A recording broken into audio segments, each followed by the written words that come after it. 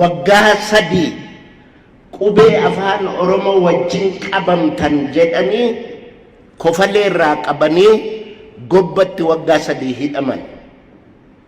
Qubee afaan Oromoo wajjin qabamtanii duwwaadhaaf Daaluu Boqulee har'a lubbuun jira.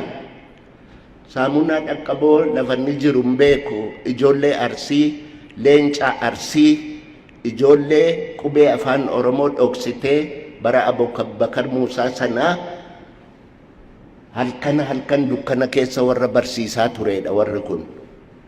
Warra akka Phexros Jaarraa, warra akka Ashannaa fi Waddeessoo, warra Waddeessoo Jaarraa, Leenci ilmaan Arsii, warri Utaawayyuu wal'aansootti hin qabee Ashannaa fi Waddeessoo jaarsa waggaa 70